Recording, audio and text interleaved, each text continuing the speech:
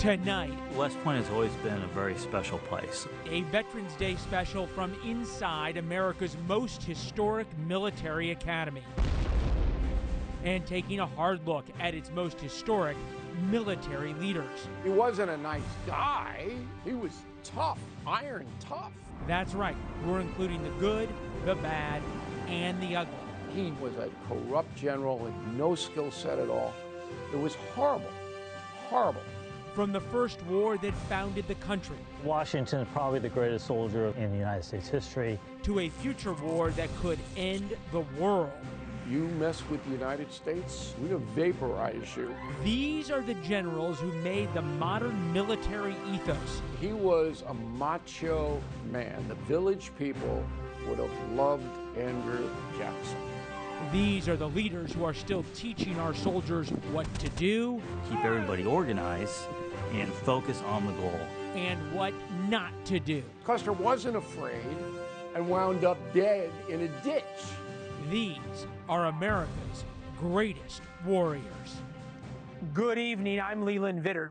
In the Revolutionary War, George Washington realized holding this high ground over the Hudson River would decide the fate of our young nation. Since then, American soldiers have stood watch at West Point, and the United States Military Academy here has educated and formed America's greatest generals.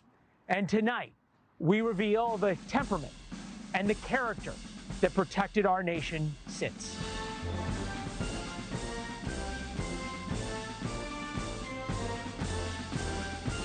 To me, West Point has always been a very special place, almost a sacred space in American history.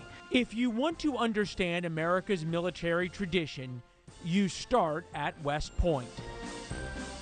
Today's cadets and tomorrow's officers train here on its famous plain, under the watchful gaze of the Academy's most celebrated graduates and some of our nation's greatest leaders. General Washington, during the Revolution, he called West Point a key to the continent.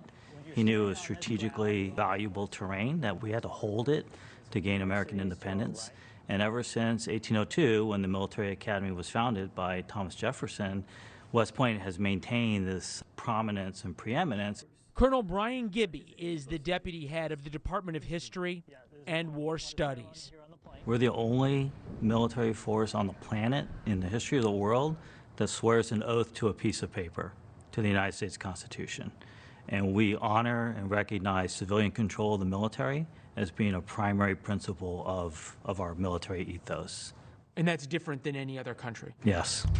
Tonight, we want to look back at the men who both shaped and embodied that ethos. The great American warriors who have featured prominently in many of the books penned by America's most popular historian, Bill O'Reilly. A guy who knows that even the most lionized leaders are, like the rest of us, still imperfect people. So our greatest warriors, generals, leaders, good and bad, all of them. And that's the human condition, the duality of man. But we mythologize in America our heroes. We make them into people that couldn't possibly exist. And that's my job, is to bring everybody down to earth. We begin at the beginning with the general immortalized in so many statues, monuments, and even our money that it's hard to separate the layers of legend from the man. It's no surprise, right, that Washington is the one looking out on the plain. Oh, absolutely. Well, Washington is probably the greatest soldier in the United States history. He exemplified, the principles of our military ethic, deference to civilian control of the military, and also the selfless service. He was a warrior from a very young age, trained by the British. French and Indian War. And Washington get shot 5 times. But he didn't stop. Washington didn't stop. Incredibly brave. It was that character and his experience as a soldier that made Washington such an effective leader during the Revolutionary War as head of the Continental Army. He is a commander, but he loves his soldiers, and he empathizes with them and their willingness to die for their cause, and he's not going to throw away their lives needlessly.